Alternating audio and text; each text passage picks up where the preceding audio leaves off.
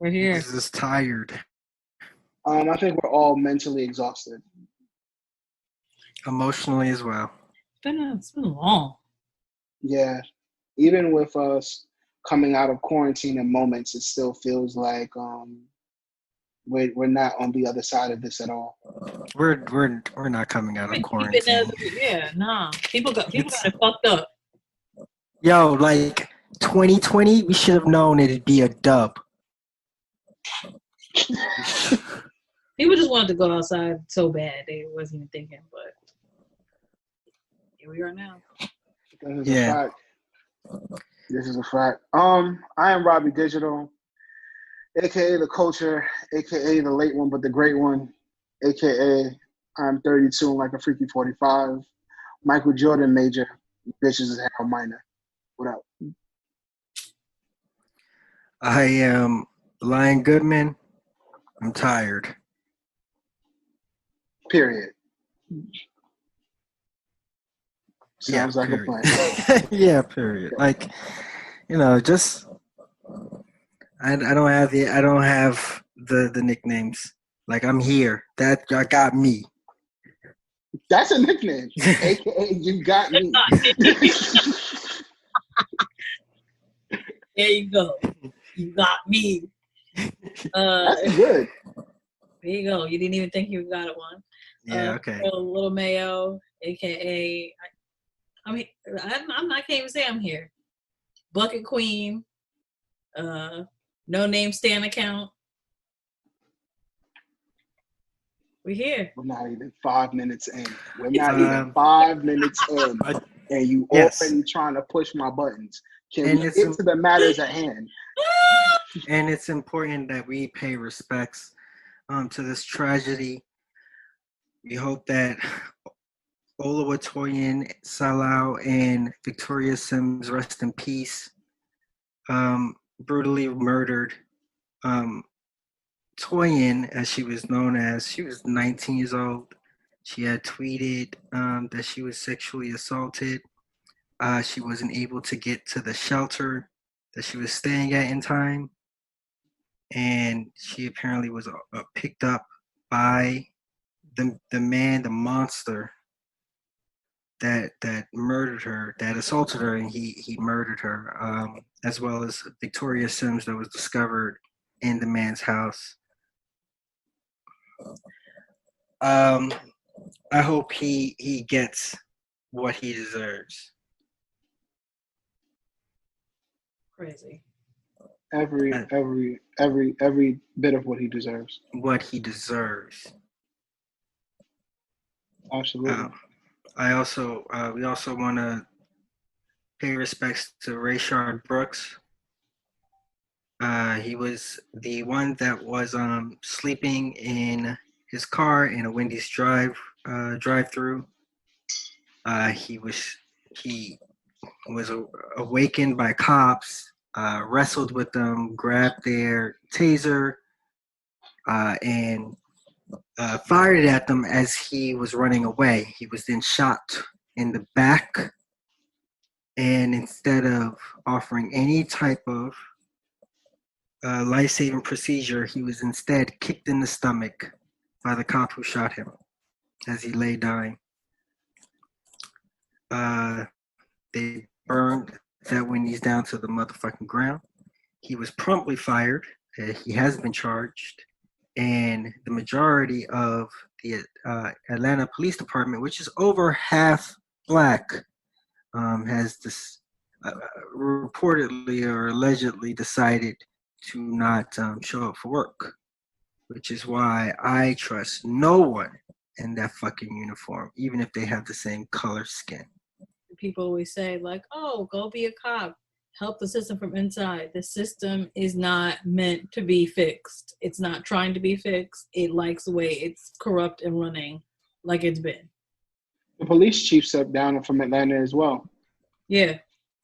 And I found it, as much as I appreciate and respect the mayor of Atlanta, I don't think that she should be doing a nationwide search for a new police chief.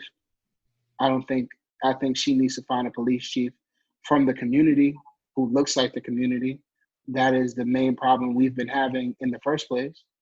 Mm-hmm. So that's I just hope with whoever she decides to hire for that role is qualified, because you might not even be able to find. Look at what these motherfuckers just did. Like more than half of them black. This nigga kicked that man as he was dying. What part of the training manual is that? And then they walk off? Nah, find somebody that's qualified. I mean, if you ain't got none of them pieces of shit to turn to right there in your city, maybe you do have to go nationwide. What does qualified look like in 2020? Accountability? Shit, maybe you need to find a police chief that's ready to bust up some of these unions. Shit, like, yo. The main thing is to get the unions out of there. These motherfuckers get billion-dollar budgets, and then the lawsuits that they create are paid out of our taxpayer money, not out of their budget, not out of their motherfucking pension funds. Hell no, dog. This shit is legitimately, it's not broken. This is how it's supposed to work. Yeah, sometimes poor white people get shitted on too. But they're they been shitted on. Poor people been shitted on in this country. But this country will absolutely fuck somebody that's black or another person of color. Right. My bad. What are you talking about? Wait. What's the new quote? I thought I was I guess you wanted a pussy joke, huh? I ain't got none. Shit. Gotcha, bitch.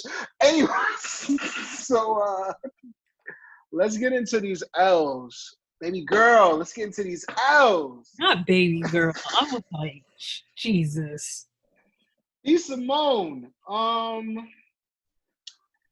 For every good black woman, there is a problematic light-skinned woman, and we have her. What? That is a terrible statement. No, we're not standing for that shit no more, dog. How about standing for that shit no more? How about LLC Twitter just needs to move better? How is this LLC Twitter? No, this is some bullshit. This is some bullshit elitist stuff. First of all, like, do you know how much money a lot of these 9-to-5ers are racking up? The idea that people don't understand each other. Like, you could have said you want somebody that works your hours. You could have said, you like somebody. Or you could have just said you like entrepreneurs. Because a lot of niggas out here that are 9-to-5ers, and maybe they have another hustle on the side. But you just mad, and it's already like everybody already looking at you funny, and you keep doubling down. Yo, my apologies to Chloe, because y'all look alike. And I be looking at Chloe like, man, I can't believe you said that dumbass shit. Like, your dog didn't. Fucking up. Yeah, she really did start off the week in a terrible note saying that, like, oh, I want a man who doesn't work a 9 to 5 and things like that. And it's like, low-key, sis, there's a lot of people on 9 to 5 that are making way more than you on unemployment. Period. So, like, dead ass. So it just was a terrible statement. It sounded really elitist. And then to start that off, and then also, too, people found out she's been talking about her book, and, you know, people were praising her at first because she started, you know, she has her manifest book, and people were like, you know, she made so much money. She made her first $1 million. She's opening this space. She's able to do this and pay her friends now who worked for years for free. And then people started getting the book, and they're like, wait, this shit is a pamphlet? This shit is a pamphlet, like a school pamphlet that I paid $35 for. So then people are like, wait, this shit is literally printed at like Kinko's or Staples, like, and you have to pay $35. It's not an actual bound book. It's like this little thin piece of paper thing. And then on top of that, as time went on, because she felt the way people were talking about the quality of it and all this, she doubled down on it and saying, like, I deliver quality thing. This is what I manifested, this and that. And it basically was like a Regina George Byrne book. And then come to find out the whole thing was plagiarized from Pinterest. Yo, she copy pasted, my nigga. She didn't even try to switch it up, nothing. Like verbatim. Why? She ain't even said sources. No, dog. I've had maybe 1 or 2 term papers where I copy pasted, but then I rewrote that shit. And then I cited them. Like, yo, MLA you side? can't just straight hate somebody's shit. Son, that's neither 9 to 5 nor entrepreneur.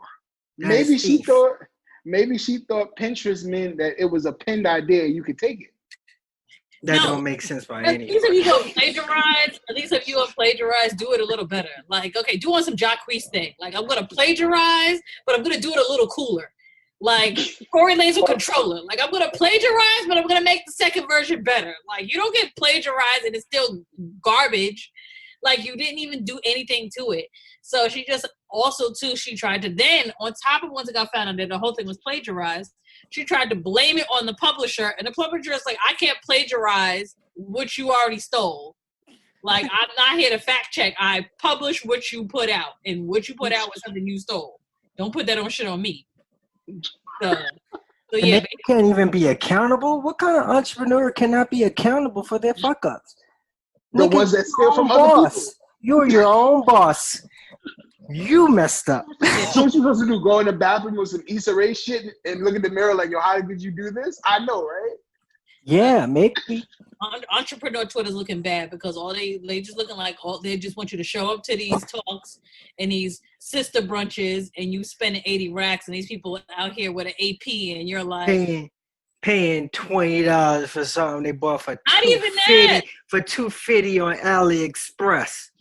At that point, you might as well. I see no wholesale prices.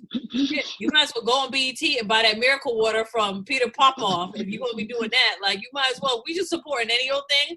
Buy the miracle water and it's crazy. Kill you. Like you might as well.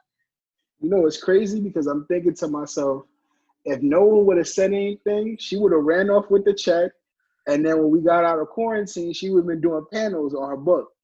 She's gonna be she's gonna be sued. And she's going to be sued. Then she would have hit you with the look. Me and you have the same 24 hours. It's just about how you use it.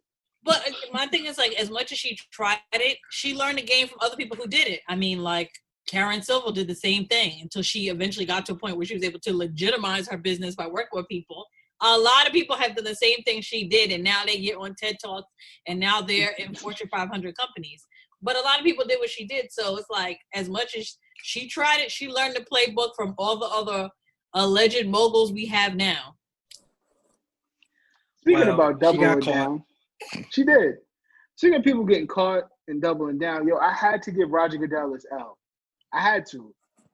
Yo, fam, like, how do you come out after all the Black Lives Matter stuff and say, hey, you know what? If a team wants to sign Colin Kaepernick, I stand behind them because I think it's a good idea. Like, and Black Lives Matter. How's the problem going to say there's a problem? You're the problem. Son, I am all for white people who are previously racist, like just racist or like insensitive or indifferent to the plight of what people of color, specifically Black people, are going through in this country.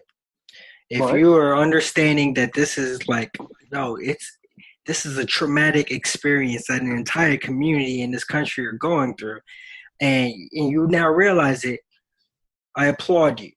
Except if you fucking Roger Goodell. That motherfucker blackballed Colin Kaepernick for kneeling for the same shit that we are fighting for right now. Are you fucking kidding me? Wait. How did you think that shit was going to go over? By both Black people and racists. And to even more double down on it, who's going to take Colin Kaepernick out of his prime? His career is over. Who's going to take Colin Kaepernick when you're a racist NFL team owner? Like, that's really what it is. You think they stop? You think they stop being old, rich white people with discriminatory, borderline racist tendencies? My thing with Roger Goodell is, like, you talking about Kaepernick and things like that, but I'm like, you still having these whole big 20-minute American flag displays. You having these 30-minute army displays, flyovers, and this and that, and all those things are problems also and symbols too. Like, you have white women. Also, the fact that you even required the players had to come out for that. The players don't need to come out for that. You have white women with large breasts with American flags and Budweiser commercials every half down. What are we talking about here? They don't be required for all that, but you couldn't like Colin Kaepernick rock. He's a man, and he just was kneeling for what we're all literally burning cities and burning Wendy's down for. And now you're like, okay, now we should sign him. Man, you see that no more 5 for 5s, bro. No more 5 for 5s. You see that black people not gonna fuck with your league, and all you care about is the bottom line. You're like, wait, the NBA is the league of the blacks? Yes, because they guaranteed money. That's what it is. First off, nigga. Fuck you. Speaking of terrible NBA, speaking of the NBA, you can't forget that the double ganger of Roger Goodell, the New York Knicks, because in true Knicks fashion, I don't like the way Goodman smiles every time the Knicks do something fucked up. No, look. We get it. You smile too hard. You really do. I was a Jordan fan in the 90s. And then I was definitely a Jason Kidd fan before he started beating on his wife and driving drunk. But I was definitely a fan of the Nets. But I definitely was not a fan of the fucking Knicks. Not for like 2/3 of my life. And you know why? It's because James Dolan is a fucking asshole. And like not in the endearing sort of way. Like he is an asshole. He smells. He's wrinkly. Pieces of shit spew out of his fucking mouth hole. He's an asshole. And he never takes the time to prove it. That, there was this. How many teams are in the NBA right now? There's 32 teams. 32 teams are in the NBA. 30 of those motherfuckers made a statement saying that, you know what, this is horrendous. We are against police brutality. We are Black Lives Matter. You know, the 2 teams that did not say anything, one was the Spurs, but it's Greg Popovich. Greg Popovich is the Spurs, and we know that old white man loves him some black lives. The other team... Don't say it like that. The other team is the Knicks. Let's not forget the fact that James Dolan and Donald Trump are pretty much the same person. Absolutely nothing of theirs has actually been successful, been profitable. Everything that's ever been great by either one of those men are because, not from their father, but because of their father. And this man doubled down on the fact like, nah, we hire Matt Black, and so it should be understood. Dog, you couldn't say 3 simple words. And now you see what's going on in the NBA with the fact that Kyrie Irving, Flat Earth, or whatever you want to call him, he's saying he's a fucking superstar. And so he's speaking for a segment of basketball players that are like, yo, you know what? I don't want to fucking play. I don't want to be a distraction. You don't think those players aren't looking at goddamn James Dolan being like, no, there's absolutely no way I want to play for him. They don't even want to play right now this summer. You think they're going to play for somebody that can't just say their life matters? Anytime people be like, oh, Knicks, we getting the first pick. And them players be like, yeah, the women in Knicks is lit. But James, don't send me the Knicks. Like, Nah, please don't. I feel like the Knicks probably could have got a bunch of players, but because James Dolan's in the way, nobody wants to work for him. Yo, bro, everybody you had one of your old players like practically banned for like months. Like, please, what the fuck? Like, no. Bro, players go to the Knicks and then leave the Knicks and have real basketball careers. Everybody who leaves the Knicks. No, a lot of people actually go, and that's where their legacies go to die. Phil Jackson looks like a motherfucking hippie psychopath now. And none of that Zen master shit here. No, get this motherfucker out of here. He's not even coming back to the entire league now because of the stint. Amari Stoudemire, he was doing great when he was on the Phoenix Suns. He came there. He probably tripped over Eminem or something. He was over. He never played Marbury. Stephon Marbury lost his fucking mind. That man was eating Vaseline at one point. Like, Marcus Camby, Sprewell, choking niggas out. Penny Hardaway. Penny Hart, like, The list goes on. Mello. Trevor Ariza. To the Knicks. Lynn got a ring now. Play yourself. You don't go to play for the Knicks. You go to play yourself. And get with Spanish women. Only did a party and shop at Kith because I don't know what else you could want from the Knicks. That's crazy. Let's get to the W's. This is a W a long time coming. I'm not going to report it. We have our resident LGBTQ plus correspondent, Little Mayo. She is reporting live from Bikini Bottom. What is going on? I'm going to put that as my background. What is going on in the streets, Mayo? What is going on? We have a new ally on our team, SpongeBob. A great ally of our community, of our rainbow community. Squarepants might add. So, Squarepants might add. Yeah, SpongeBob Squarepants has come out as gay during Pride Month. It's a beautiful thing. I mean, there's so many SpongeBob memes kind of alluding to him being gay, so, like, I don't know why this is a surprise. I mean, like, the fact that now even people, when they ask if somebody's gay, they have the picture of SpongeBob like this, like, the lip wrist, like, come on, like, this is just how it's been, but, like, it's cool. I don't know why people get upset when they announce these things. Like, you're not going to start watching SpongeBob. It's already, like, it's not really on the air anymore like it used to. No, yeah, it is. There's new episodes. There is?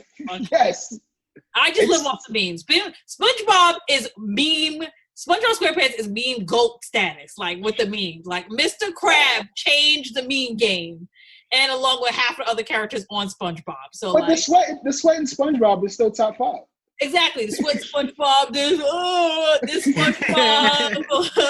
Oh, brother, this guy stinks. Like, SpongeBob SquarePants as a show is meme gold, along with The Simpsons. So, like, the SpongeBob, no matter what, SpongeBob could be asexual. It does not matter. SpongeBob is still a GOAT. So, I mean, he's part of my community, so it's lit. I just want to know, and I don't mean to be that guy, but I know Bert and Ernie have to be furious. Like, yo, fam, we tried, and they really shut us down. Well, Bert and Ernie, I think because Bert and Ernie are just not a part of meme culture. Like, Sesame Street is great, but Sesame Street is considered to be a little more wholesome. SpongeBob is kind of subversive.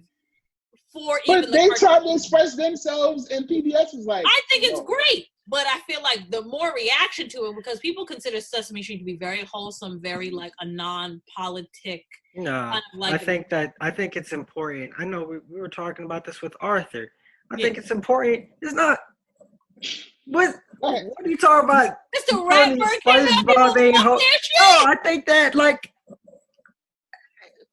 straight or gay had nothing to do with being, like, it doesn't. It's a cartoon. It is meant for children. It's not even real.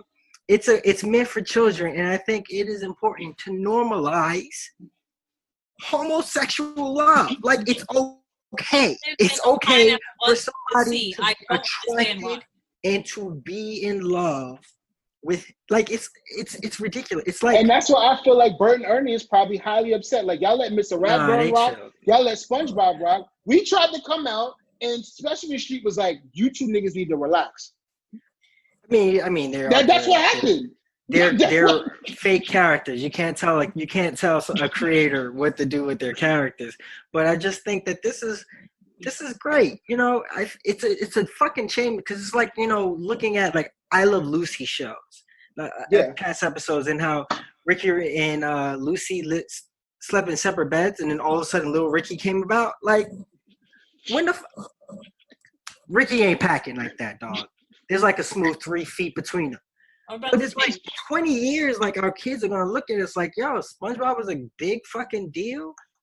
It's necessary. Like, it's cool. I'm about to change my Twitter name to Mr. Ratburn. Yo, Mr. Ratburn was like, he made pastries. He got married. He was lit.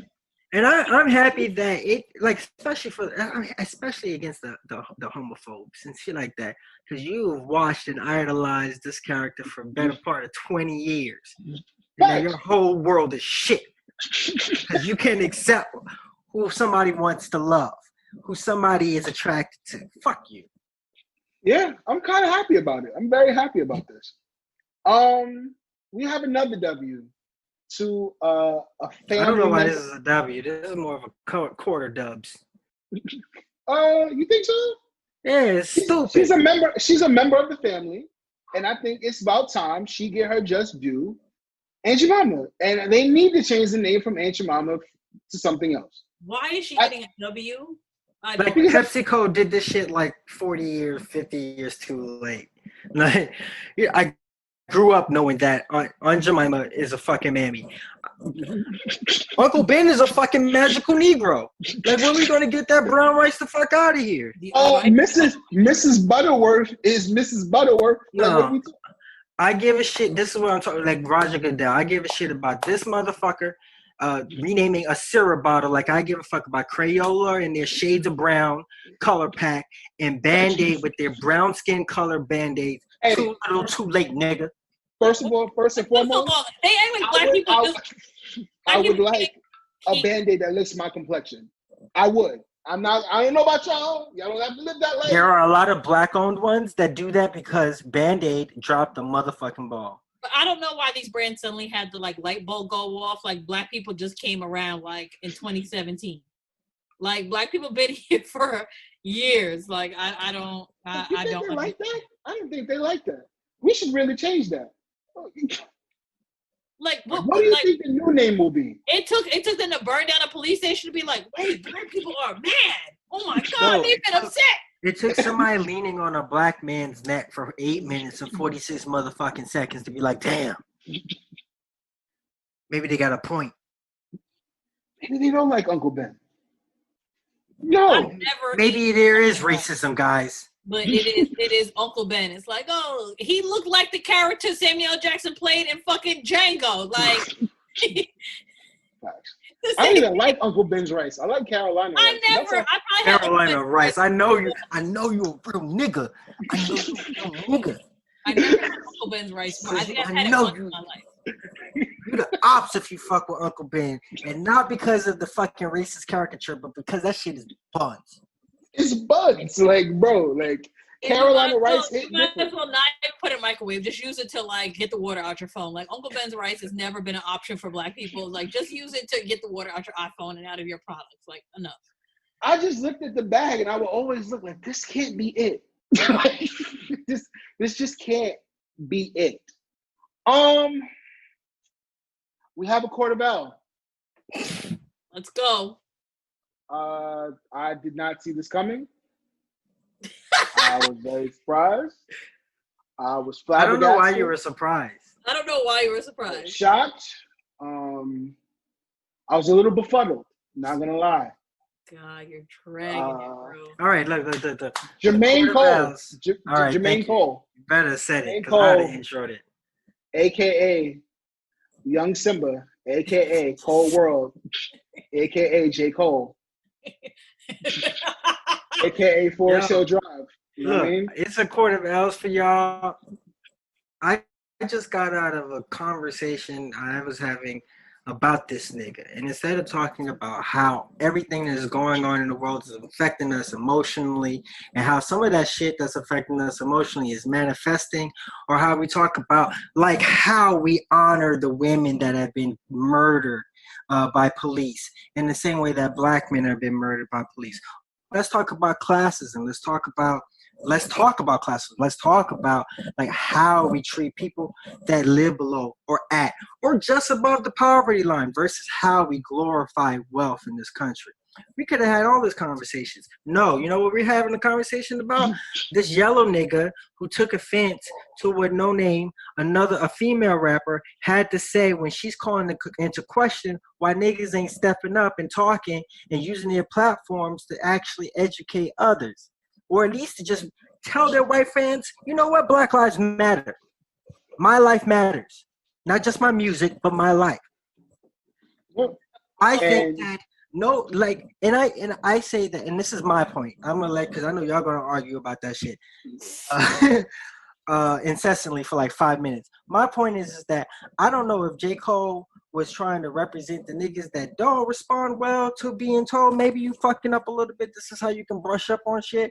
I don't know if J. Cole took that shit personally and was like, you know what? I've been out here in these streets. talk to me nice. I'm not exactly sure, but all I know is that he definitely dropped the fucking ball. This could have been a rare opportunity for him to have a conversation with a female rapper who's out here in the community and expressing these sentiments that we got to do more. He did that shit with Lil Pump. That motherfucker who understood a fucking word that Lil Pump had to say in that 50 fucking minutes that they talked? Not a goddamn word. No, but he wants to put out a song that's not particularly effective at getting his point across, whatever that may be. And now we're having this argument about what this yellow nigga meant. He dropped the ball. That's what I had to say about it. The whole thing started off of somehow this no-name tweet that did not mention any rapper in particular. And she could have been talking about the pill rappers. She could have been talking about the mumble rappers down in the South who flash all this bread. But somehow J. Cole took it as, it's me. Considering the fact that we do see he's at the protest. We know he's been at all the protests.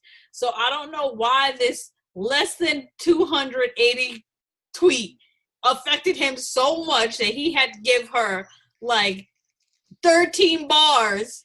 Not 13. He gave her 3 minutes. He gave her 3 minutes. Like, why did you have to give her all this smoke when she did not specifically mention you? You clearly have a guilty conscience about something that you felt like, and you tried to big bro her. It just wasn't the moment. Like, you as a man should be talking about 18 other things that are happening now. Like, you're in a state that is literally built on racism. Like, you could have talked about the history of Vietnam. Like, you could have named the song Vietnam and talked about the history of fucking North Carolina and their racist history and how you as a black man is trying to change that. But no, you're like, this is said a tweet and I took it personally. Like, also Michael Jordan shit, and you literally didn't even have to go there. Then we had dissertations about Cole being canceled, J. Cole's canceled, black men are misogynists, black men are the weakest link. Ah! For her to then today, literally right before the show, come out with song 33, number 33, and then she gave him a whole minute of bars. She barred the fuck out of him. She barred the fuck out of him. Look at what this has become. This is all the whole we had an opportunity for dialogue. We had an opportunity to really, we were starting to have those conversations. Who the fuck is going to pay for Breonna Taylor's murder?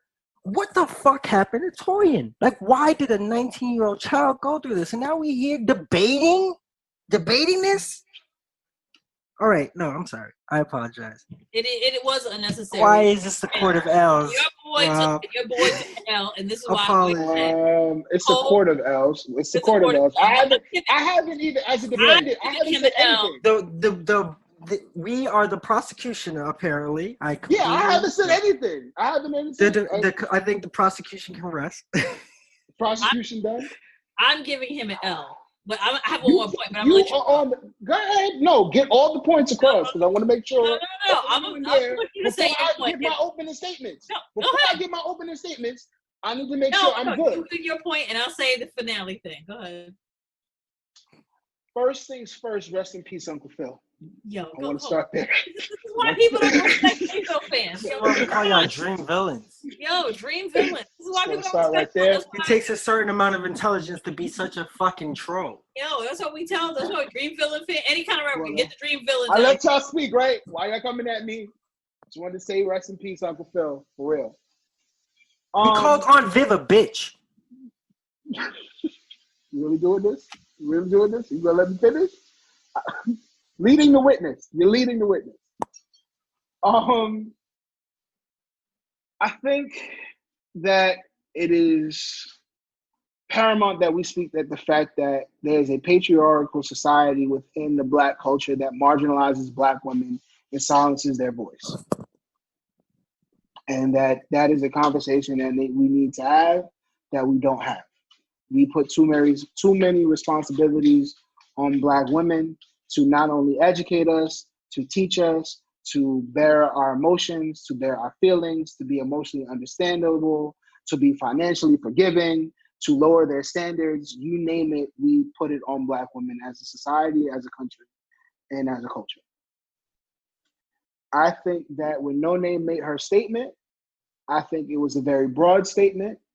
I think that it was a just statement, but it was very broad. And I don't think that J. Cole needed to respond in any way because J. Cole is looked at as someone who does the work diligently and tirelessly. So I don't think it was directed at him. I think for him to answer it and feel offended is your ego getting in the way. And for you to even call her queen and sis in the beginning of that lyric was patronizing her for who she is and respecting what she does and what she brings to this community. Now, I cannot tell somebody to feel offended about what someone says to them because I am always offended by what someone says about anything.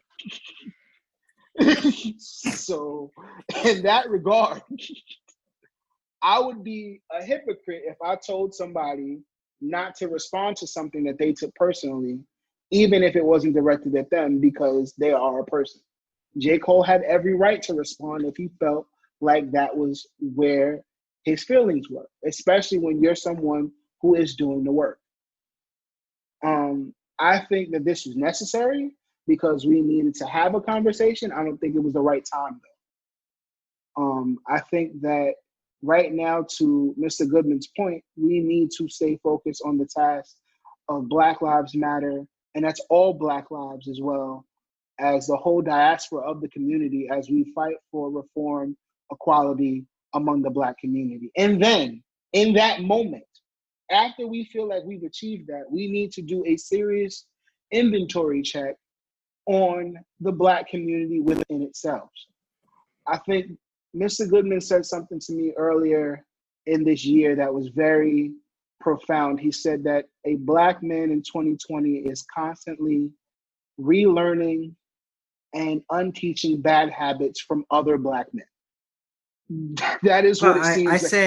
I said that Black men were unlearning what it is to be a man. Yes. And yeah, that's basically what I said. It's constantly having to challenge yourself and these preconceived notions, many of which that were reinforced by both men and women in your life. Yeah. And taking accountability for those past actions, those past statements, those past jokes. Like some of that shit should just no longer fly. And being held and be like, yo, I fucked up, but this is why I'm doing better.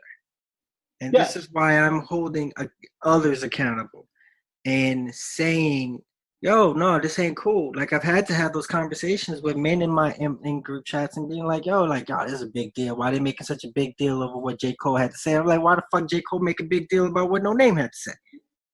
And again, it's just like, yo, you can take offense. It's just like, yo, read the fucking room, dog. Look at what we're doing. Look at the conversation. Look at what's going on here. And this is me as a Black man talking to another Black man. I always say it right there. I was like, yo, why you ain't just think to do that shit with Lil Pump? Like that you did with Lil Pump. Like, why not? Yo, and I mean, think about the revenue you can generate. You don't even have to do that shit on fucking Instagram. You can record it. You can have a discussion about it. And you can put it on YouTube. And this is something that edifies the community. This is something that encourages dialogue. I think you can't talk about equality from all members for all members of the Black community. And that's across gender, sexuality, ability, color, complexion. You can't talk about without also having those conversations about, because if you want to be treated like a human being, then we have to explore what it is to be a human being. And what Cole did and how he did it, it's disrupted all of that. Like, look at your timeline. Yeah, it's in disarray. This is why when I told Rob a couple weeks ago, this is why I protest. People still play Kendrick all right, and Kendrick is still considered the GOAT. Because he shut his fucking mouth, dog. I mean, sometimes you just gotta. He just sat back and supported and doesn't come at anybody and doesn't jump into shit that don't involve him and is trying to educate people. When all right is gonna get played all day tomorrow. When Azalea Banks came at Kendrick directly, talking about, yo, why he's saying that, oh, we can't have these conversations. Oh, why can't I judge the next person? I'm a hypocrite. You know, it's basically the song, I believe it was The Black of the Berry, right? Off of a Butterfly. And I love how all you niggas is coming out of the woodwork understanding that shit is a masterpiece in the first motherfucking place, Nick. But that nigga was like, yo, she don't know my life. That song was personal. I was talking about my perspective. I was actually talking to myself. And short of snitching on himself, this motherfucker was like, he left it at that. He ain't put it on wax. If he actually wanted, he probably may have reached out to her. Who knows? But like that, you put it on wax? Like, and then even a sub? Like, who hasn't seen Cole out there protesting? Yeah. Complete disarray right now. And so we're giving J. Cole the L. I'm fine with that. They're giving J. Cole the L. And, you know, putting my tin hat on, my Twitter conspiracy theory, I think that Noname was talking to not the J. Coles, the Kendricks, the Wale's, the Big Crits of the world. I think she was talking about the Jay-Z's and the Diddy's of the world. I think that when it comes to the worst person who profits off of Black pain is Black capitalists. And I think that our favorites, as far as rap and hip hop, has made millions of dollars off of being misogynistic and Black play. And you cannot hide behind the fact that you do things behind closed doors, because we don't live in a society like that anymore. I need to see the work that you do. I need you to, dare I say, like the 5%ers say on 8th Avenue across the street from Mr. Goodman, I need you to show and prove. I need proof. I think that this is a conversation that we should have, where Diddy can have telethons and marathons on Revolt TV that no one can ever find a fucking channel for, about what we need to do better. So you need to have a conversation with Lena Waithe. You need to have a conversation with Kid Fury.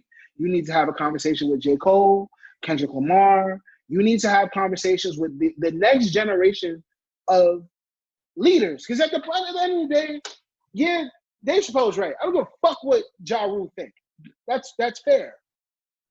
But because these rappers, certain entertainers, and people say, you know, we shouldn't look for entertainers for voices, but the Martin Luther Kings, the Malcolm X's of the world, they marched on songs of Sam Cooke, Marvin Gaye.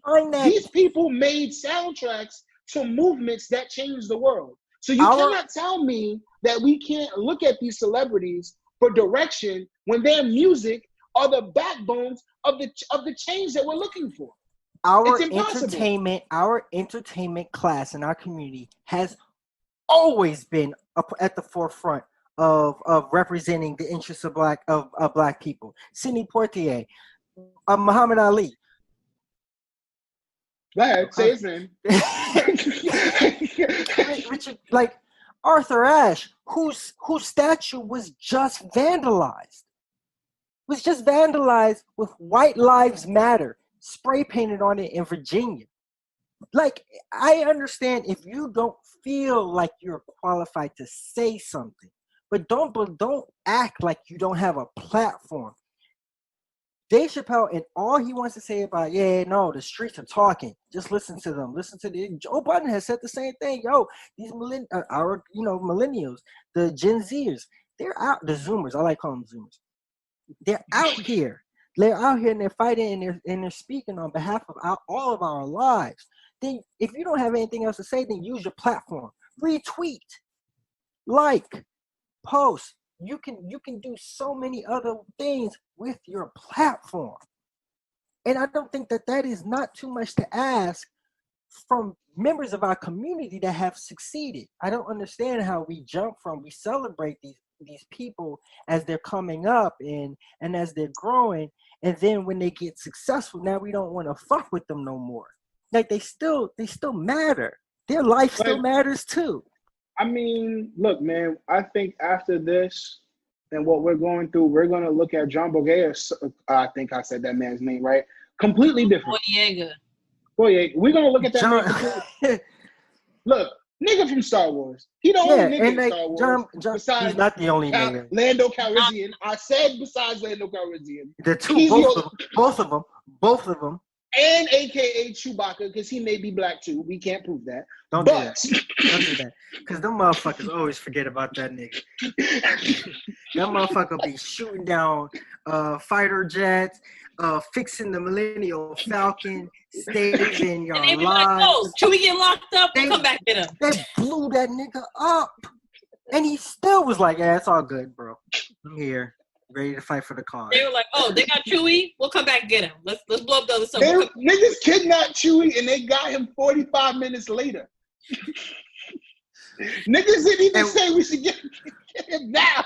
Yo, nobody wants to talk about damn. You know what? Let's maybe have a conversation about this fact that you might have actually murdered Chewbacca. Like, let's talk about that for a second.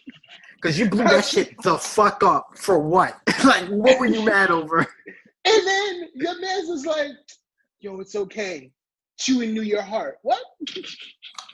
Chewie been alive for how long? Nigga, if you accidentally kill me, you should feel sorry for that for the rest of your life. And you should live your life knowing that when you die, I'm waiting for you. Facts. I'm getting some get back. Facts. Yeah, we get way off course.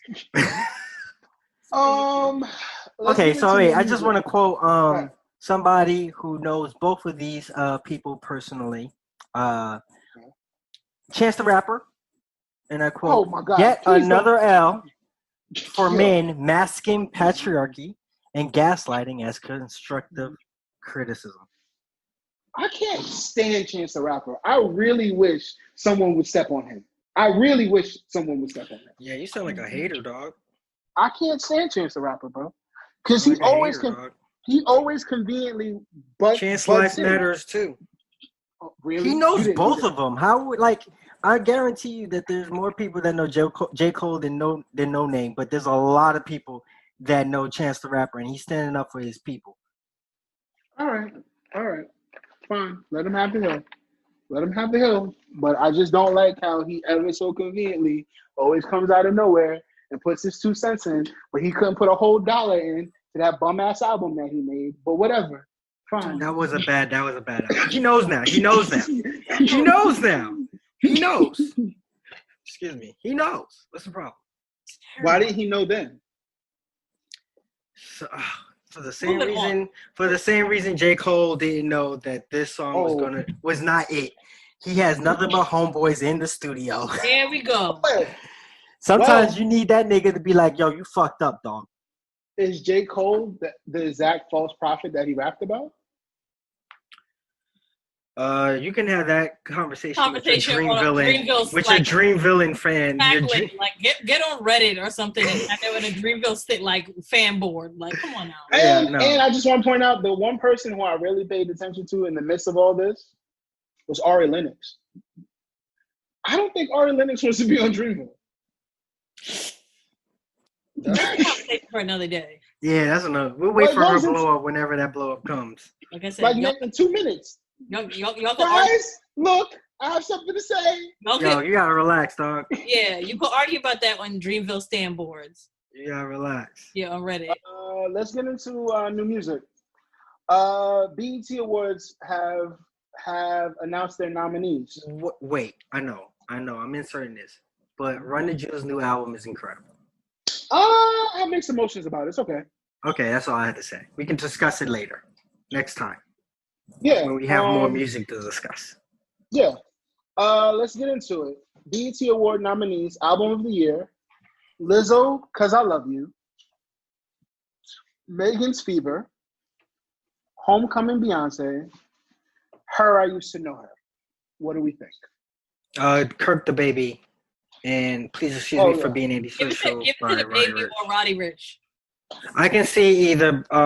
I can sincerely see Beyonce winning because the Homecoming live album. Like, I love that shit. I love that shit. Like, come on, dog. Like, it's like watching it on Netflix again because I wasn't at Coachella. I can see it going to Roddy Ricch, even though I don't particularly like it. I don't mind it going to Roddy Ricch or the Baby. I think it'd be fair. Or Beyonce. If it did, I wouldn't be mad at any of those three. Okay. BET Lizzo one is basically to have her show up because we know that most people don't really listen to Lizzo. Which is a shame because she's an incredible artist. She's a good performer. I like Shopping at Target too. So yeah. What did you say? I like Lizzo. My problem is I don't like that white people just assume because she's black that black people are supposed to like Lizzo. That bothers me. So you don't like Lizzo because white people like Lizzo? White people do love Lizzo. Let's be clear. Yeah, no, white people love Lizzo, but that don't mean that black people can't love Lizzo too. We're not saying that, but people are like, "Oh my God!" I've been to several places when Lizzo first came out. And people are like, "Oh my God, I want to play something new." They're like, "I'm sure you're gonna like this," and they threw on Lizzo. Did you like it? No, I can't stand Lizzo's music. Okay, well, that's okay. Her, but I don't like. I like her as a person, but like. Yeah, I don't like her music. I like what correction. I like what she represents. I don't know if I particularly like her as a person, and I don't really like her music. Like her music to me sounds like. What has she done to you for you to not like as a person? Yeah, just short ass and staple. Just say that you don't like her because she always has her cheeks out. No, I like the fact that she has her cheeks out. That's the main part I like about her. I don't know, man. Like her music gives me. Her music gives me Glee vibes. Like I don't like Pitch Perfect. I don't like theatrical music. Because she's an incredible fucking singer. She's an incredible artist. It's not. So is Jasmine Sullivan. Anyway, Jasmine Sullivan doesn't mean that Jasmine Sullivan has come out with great projects. Let's be clear. She has come out with great projects. It just hasn't crossed the board like people because a lot of white people like Lizzo. Okay. Best collaboration. Give it to Chris Brown. Can I give the nominees? All right, go ahead. Chris Brown featuring Drake, No Guidance. DJ Khaled, Nipsey Hussle. John Legend, Higher. Drake and Future, Life is Good. Her and YG, Slide. Megan Thee Stallion, Nicki Minaj, Retired. Dollar Sign, Hot Girl Summer. Wale and Jeremiah on Chill. Why do they keep doing this to poor Wale? I don't know why, but wait, this is the thing. I love Wale, and I hate like the Wale record, but it's not it's not as big as the other ones. And I want them to give it to Chris Brown because that song still gets intensely played like all the time. Plus, I do not want DJ Khaled to get any more awards attached to Nipsey Hussle. If y'all didn't give Nipsey Hussle when his ass was on this planet the damn award himself, do not give it to fucking DJ Khaled. After he got that Grammy, I don't want to hear anything more about a DJ Khaled record getting any awards. If they give it to him, it's literally like a award. Because literally, let's be clear, I want Nipsey Hussle to win for his album, but Higher is a record that literally was paid for. Nobody played that record. The only time I heard that record ever played is when DJ Khaled would talk about it, DJ Khaled would perform, or DJ Khaled would act like him and Nipsey were boys for years. Do not give DJ Khaled another award for a record that we're only giving because Nipsey Hussle died. Do not. If you really want to be honest, could probably see the DJ Mustard record is better. I could probably see that. I could probably, first of all, like I love that song. Like John Legend, like was crooning. I mean, I guess, yes, I understand that Nipsey obviously died before the record ever came out. But for me, it's a great record. And I could already see John Legend, Khaled, and Nipsey Hussle's mom. Yeah, that would be awesome. On stage, but also, no, I could just see his entire family going up. If DJ Khaled was respectful, you let the family speak like he should have in the Grammys thing. And he didn't. And after Khaled got that Grammy, he didn't even let the family speak. He took a lot of credit. Oh, you know what? Fuck that nigga. I forgot about that. No, I don't want him to get anywhere. You got a Grammy for it. That's it, and that's a Grammy that Nipsey should have got for his own damn album that they couldn't even give him, and that was a great album. Yeah, so no, I don't want that, you got a Grammy off of it. You're done. Give it to somebody else. The end. Well, if Khaled gets it, just know I'm be blacking on the timeline. I don't want him to fucking get it. I can see we might as well give it to Chris Brown and Drake. I hate that song, but everybody likes it, so I'm on the wrong side of that too. Ain't No Guidance is really like what are you doing? It's an addictive song. It's an addictive song. It was a great song. It is not forced. That's the issue. It's not forced. It's a great song. If anybody else had that record, you got it. You got it, girl. You got it. All right. So that is like the next sicko mode right there. Like that song just makes sense. Like come on. So Thank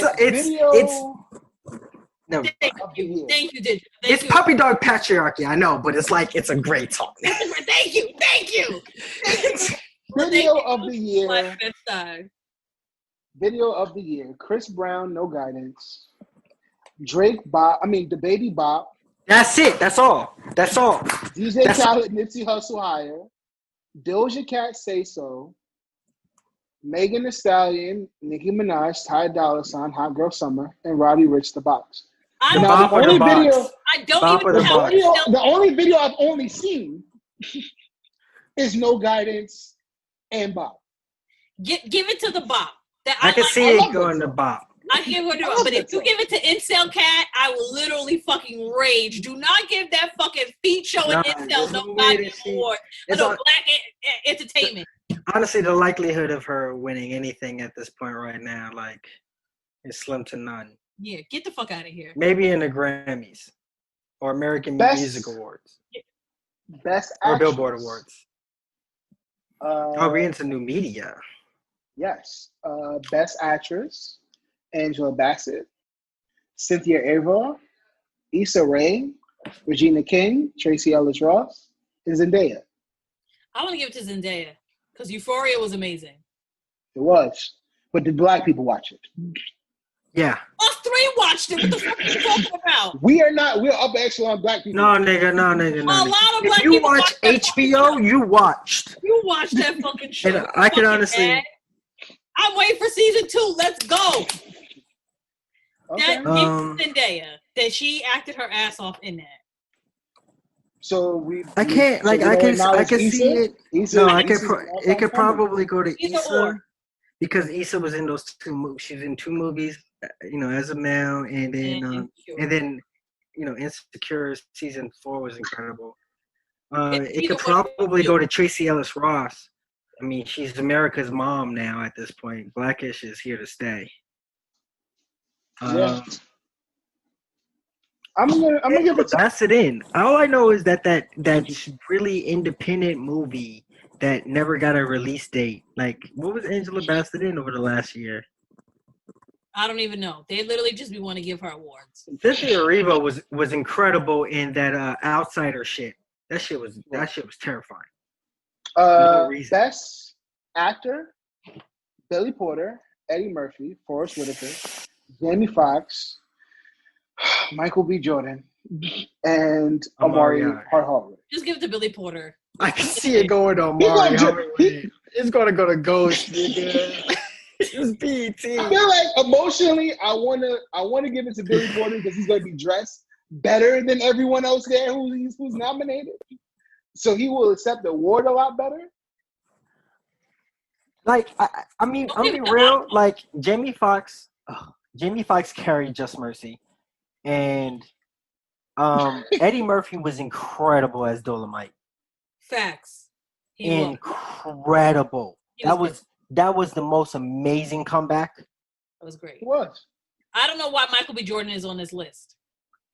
Because you tell me. Y'all like that pretty nigga. You tell me, Jay. You tell me. Y'all the same reason why y'all let that nigga march in Black Cat Forest and everyone thought he was Wait. That dude is only good for being mad and having his bottom lip quiver. We know that Rob doesn't want him here because women that he probably likes definitely would want to fuck Michael B. Jordan. So bury me with my ancestors. Yes, it's who jumped in the ocean. It's Maybe it was because of hate, but I don't know why Michael B. Jordan's on this list. He wasn't in anything of note. Like He was in Just Mercy. He was. I feel like Wasn't he also in Creed 2? Like, didn't that come out in the last year? Yes. That came out. Okay, you're in Creed 2, but like I don't think it's anything for Best Actor. Yeah. It's a toss-up. Matt, shout out to Matt Wiles. Matt Wiles ain't been in no movies recently and still act better than Michael B. Jordan. Listen, if anything, they should. This whole list is to me weird because if anything, you should have gave a lot of it to the actors that were in When They See Us. True. Very true. So, like, I don't know why. I get that. I love Eddie Murphy's role of Dolomite, but I felt like you should have gave the chance to all those new actors that were in that movie. No, you could have taken out. Michael B. Jordan. You could have taken out Michael B. Jordan. We just gonna list the entire cast of that played the Central Park Five, and they could have gave it. But like Michael B. Jordan being in this is literally like you just want to feel seats. Like this nigga, they gonna give it to this nigga Ghost. Like, they're gonna give it to this nigga Ghost. Give it to Amari Hardwick or Billy Porter, period, and that's it. Billy Porter deserves that. Yeah. So let's get to it. The creme of the creme.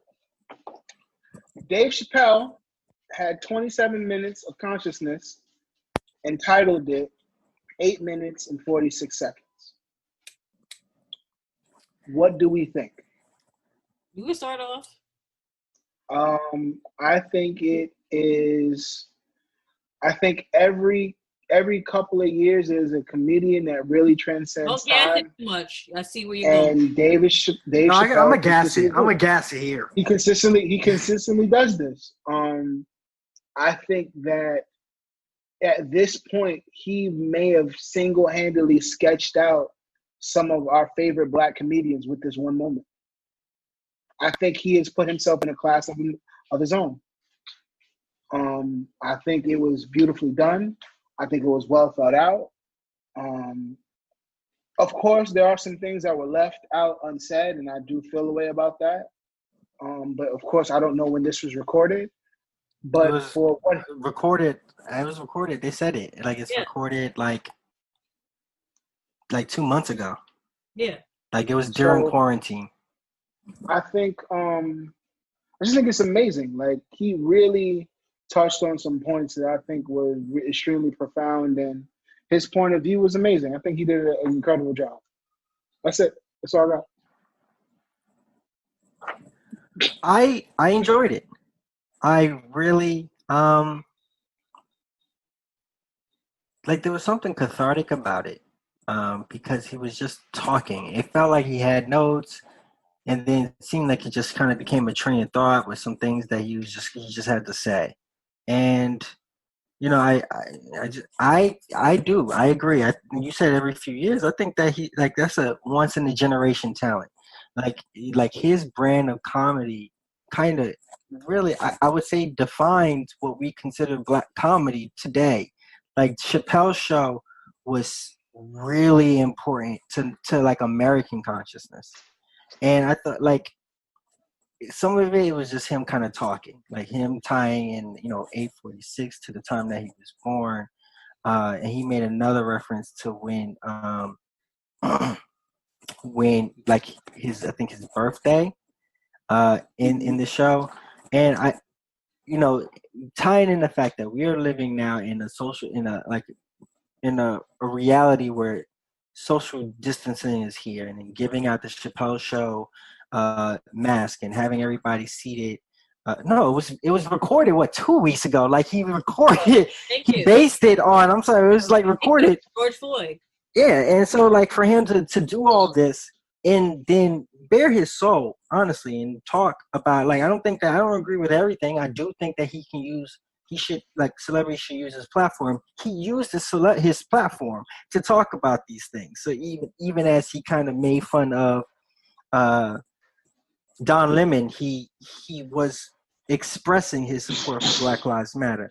I enjoyed it. I think that something like that is, especially when you're talking about like the incels and the MAGA nuts that for some reason just love Dave Chappelle and think that he's so funny. Like, yeah, now you see like his life. This shit ain't funny. Most of that special wasn't funny. No. Most of that was just a black man that was just as fed up as any one of us. He just happens to be one of the funniest men in this day and age.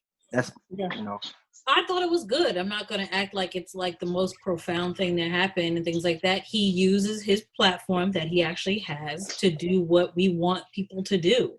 I thought it was great, but I'm not going to act like, it was the most resounding piece of work that came out this in the 10th years. He's done other great shows and other things. I just thought this is a great way for a celebrity to speak to, especially a comedian, to speak to what is actually happening right now, not wait a year later until he gets a bag from Netflix and things like that. You put it on a station and things like that, record it in a room, record it like some white college. I literally just put it up. It was on YouTube. It was free. I just wanted to vent. And I feel like that was real and that was great. And I feel like that's something that a lot of celebrities should do in this time, is not just wait for when a bag comes or when they're on a certain thing that gets them some kind of light and then talk about it, or in response to a project that's happening. Now I want to speak on these issues. These things are happening. You see it every day, so just talk about it. So I just think that it was like a great example for, not really for us, but I think for the other people that he hangs out with. Like, I'm not going to have other people on the show and things like that. Like, I'm just going to talk about it. So I thought it was great. I wish more Black celebrities who love to talk about Kaepernick and things like that and send letters to this and this and that would get out there and just do something like that. Just talk. We know that you see it. Everybody's seeing it. This is not like something that's just we're talking about on Black Twitter. We're making jokes about, nobody sees. Everybody's seeing it. So it was great that he just decided to talk and express himself as a Black man and as a comedian. Yeah, and somebody who lives not too far from where he was killed. Like, you live in a mostly white neighborhood. That could have been Dave Chappelle. Like, I just thought it was great he talked. I'm not going to, gas it any further. I just thought it was a great way to do it. Just put it out, put it on YouTube for free, and don't wait a year later to talk about it or when you have a project. If this is happening now, you see it every day on the fucking news.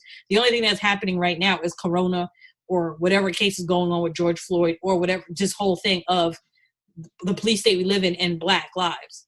That's great. Just talk about it. I value it because, I think that he was definitely workshopping jokes.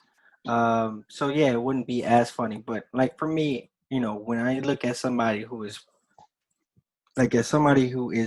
creative and works on their craft, I think that Dave Chappelle performs his craft at the highest level. I don't think that he is a perfect man by any means, but I think for him to tie in some of the most uncomfortable subjects in our society and make them funny and make them provocative and thoughtful and in his own way, I think that is very important to me.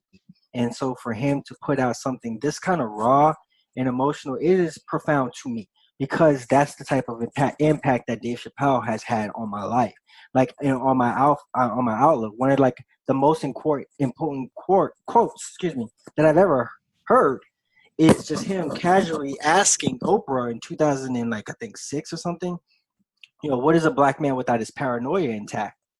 And just talking about what he's gone through. So that's why I just think that. And then again, when you're talking about somebody of his stature with the size of his platform, this motherfucker had 7 to 13 million views within the first 12 hours of this thing out. And here is white America who, with their racism and their expectation of what kind of humor he should bring to the table, drove him to Africa. And now he's talking about yo, this racist shit is a lot. Listen to these kids. They make sense. They're right. And looking at his own community, this is the same community that watched Mike Brown die. Ain't a lot and don't think it's funny. Don't think that I'm not watching you guys in this community and how we don't talk about things in our own community. Because I may be a celebrity, but I'm a member of this community. And it's it ain't nobody else do that shit. Yeah, you might retweet, but ain't nobody else put their relationship with Netflix, their image on the line to just be yo, fuck this shit. He did, like, apparently even in the Down Limit, I was just kind of reading on, like, he was, I think he was workshopping because he said something, I think it was edited out, said something about Don Lemon not being like his other gay friends and saying that he has this type of self-righteousness to him. I don't know the entire clip, and this is why I say Dave Chappelle is not a perfect man. He can be a bit of an asshole.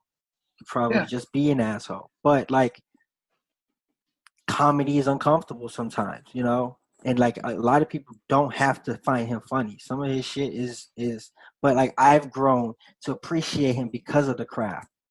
Because he just takes the craft seriously. And there's a lot of comedians that don't like Dave Chappelle at all.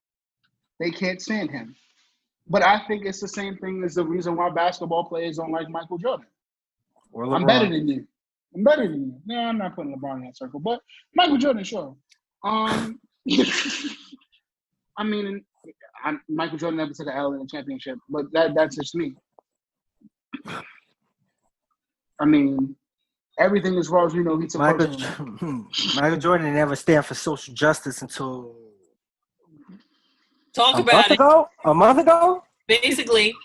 A month ago. Yeah, that's 10 million over 100. I didn't say he was a better human. I didn't say he was a better human. I said he was a better basketball player. We don't say that Ali is always one of the greatest athletes just because what he did in the ring. No, we say he's the greatest athlete and human. Michael Jordan. We also say because he used his platform. He had no problem with standing up there and be like, yo, I'm a black man and I'm beating somebody's ass right now. No, period. I'm not going to fight in the Vietnam War. And I ain't going to your blood clot war. No, Jordan was like, I'm going to drop these buckets and Atlantic City's calling, but figure it out. I got a 3:00 tea time. Let's go. Get your Let's go. Let's go. Hey, Scotty, what are you doing? Why are you talking to them? Get in the car. But there is a respect. There is a sense of respect that you have because Michael, he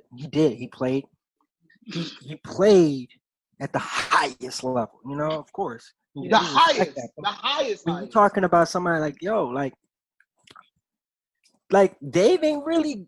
This ain't really his brand of like comedy or stance. Like, where's Chris?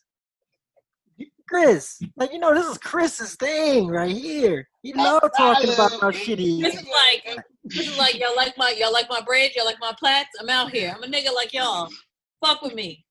Like, we're Chris. Like, we're Rock. Why did they say that Chris Rock looks like a lesbian poet? Why did y'all let that rock on Twitter? Yo, I would love for Chris to be like, yo, Terry, you're fucking wrong.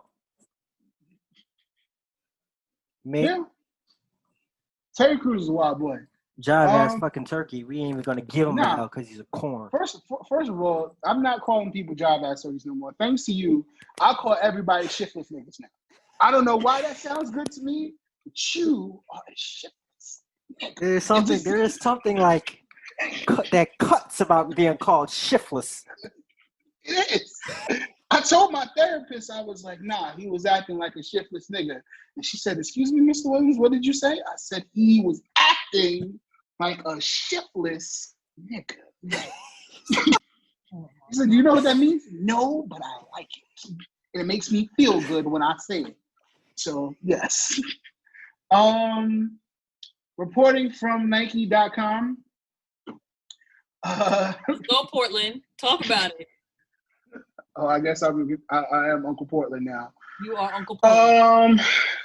Hair Sixes came out this morning and sold out. Why? I don't know. I think a lot of people buy things in the midst of boredom. I don't know why people buy things. These shits are going to restock probably like 18 times. They're still restocking the DMP. They're still restocking DMP Sixes. And these Hair Sixes are trash. I don't think they're terrible. But like a sellout? No. Yeah, they sold out. These grape fire red 5s are trash. I don't know why that's re-releasing. It's for high school students. Yeah, and I feel bad because if they did it with a black tongue, it would be the player exclusive that Jordan wore. It would be an early model. The design model that Tinker designed, which I would have thought would really be dope, but I guess not. So we're stuck with that. Supreme dropped the stapler yesterday, so that was cool. It sold out. I don't know why you would need a stapler with Supreme on it, but hey. I would like it. I didn't even know it came out. It's provocative. Gets the people going. Eric Emanuel's new era collection came out on Friday, which is really dope. The fitted is a decent price, and the clothing is a decent price because his shorts on his personal website, I'm not paying $100 for knitted shorts. I'm not paying $100 for some regular mesh shorts, okay? Let's be clear. I too can go to Moose Fabric and get a weird mesh and put my logo on it, but I'm not paying $150. No. I will wait for Fat Get Deals to put some more Nike shorts on restock, and I'll be like, boom, there we go. Not paying $100. I don't need them to look like a Burberry print or whatever print. Like, I get that they're shorts and you make them. They're not exactly the most, like, he doesn't make it the most outrageous numbers of them, but $150 for a mesh short? Nah. With a logo? With a logo? They're not even that much a Supreme. I'd rather not. No, thank you. Yeah, count me out. Yes. Do you have anything on your end? Let's talk about the fact that we're getting more metallic 4s. More metallic 4s for your head top. And we're getting the red color. And let's talk about how digital did not see it for this pack. Yes. I did not see it for the metallic pack. I thought the metallic pack was trash. I attended LGBTQ plus Black Lives Matter Summit on Saturday, and somebody was wearing them, and I was like, I may have been mistaken. These are fire. So if you see me in purple metallic pack 4s, you can correct me that I was wrong. Just respect my shit when I have them on. That's all. Thank you. We just want to be clear. But also, too, the other big news is that, like, people are still scrambling to get the thing that everybody really wanted, which was the Puerto Rico Air Forces, which were officially canceled last week. Some people were able to get the pairs that released early in the UK and some other states. And then the price was on the StockX for like a normal resale price, 2 3s. And then when they announced that they were fully canceled, they shot up to 600-700. To 1,000, actually. Sometimes 1,000. Unnecessary. Yeah. But I still need Puerto Rico, so I still may get these correct, technically B grade ones, incorrect ones, just for historical purposes. Because, yeah. Shout out to Puerto the funny thing is, people tried to say that they were the wrong shoe, but actually that logo that Nike uses on the Puerto Rico Air Force Ones is the logo that they made because they couldn't use the original logo because of copyright issues, so they flipped it and people was upset. I am more disappointed in the fact that it is 2 years in a row that they have gotten the Puerto Rico Air Force One incorrect when they have influencers and major contributors of the culture in the sneaker community, of the Latino sneaker community, to correct them on this issue. This is naive, it's negligent, it's disregarding people and their culture. And it needs to stop. And this is a clear issue that we talk about when companies do not have people of color as a clear representation, when you can profit off of them, but you don't have their input. And it's sad. The sad thing is that every time the Asia ones for the year of the dog, the year of the cat, the year whatever come out, the Korea ones, any ones for the Olympics, those are always correct. Any German trainer color that comes out for any of the armies or like that whole pack, all those packs correct. They always fuck up 2 packs, Black History Month and all the Spanish packs. And the pack that they came out with for the Dominican one was only done because they had a Spanish person working on that 95 pack. Every year y'all fuck up 2 packs, the Black and the Spanish pack. How? Yep. It's really disgusting. It's really disgusting now at this point, and it just makes it look lazy on their part. Yep. Why do you always assume that because I'm Black, I like Kente cloth? I don't even know what set I clean with Kente cloth. Stop putting it on my shoe. I don't know. Don't think that you are representing diversity and solidarity in Black history because you put Nigel Sylvester and Scotty Dean in a promo ad. That doesn't prove to me that it's Black history, and it's fucking disrespectful. Cut shit out. Like, there's plenty of Black influential people that, or cities that you can make a shoe off of. We could have gotten a Memphis, Tennessee shoe. We could have got a DC's Chocolate City collection. We could have got a Baltimore shoe. We could have got a Harlem Renaissance Air Force One. There's plenty of opportunity for creativity and nuance, and they keep dropping the ball, and it's fucking deplorable. And that's all I have to say on that. Also, I have a question. Since we're talking, before we get off the streetwear subjects, real quick, how do y'all feel in this time now that all these streetwear companies are coming out with Black Lives Matter shirts or things to commemorate those things when they literally have never done this, if all ever? Outside of the Black streetwear brands that actually exist, how do y'all feel about that? The influx of Black Lives Matter shirts that are happening. If we make Black Lives Matter t-shirts, maybe it make up the money of them stealing all the shit out of our store. That's what I think is why they did it. We need to stop throwing the solution to racism is not capitalism and consumerism. It's not. Stop making it that way. Are 100% of the proceeds going to? They are. Some 100. 100. Some 100. Some Bobby, I ordered the Bobby Hundreds Black Lives Matter tee with BBC. 100% of the proceeds are going to Black Lives Matter.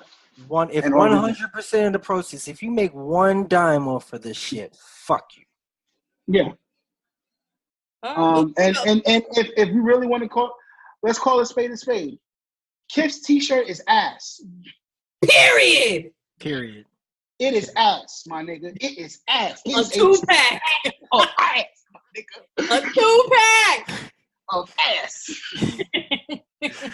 Listen to me good, nigga. That is a 2-pack of ass, my nigga. It is trash. Yes, sir.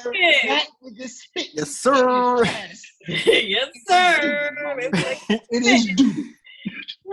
It is insincere for you to create an Air Force One with George Floyd's face on it, and on the side of it say, "I can't breathe," and dedicate it to Black Lives Matter. That is trash as well, my nigga. I am sorry.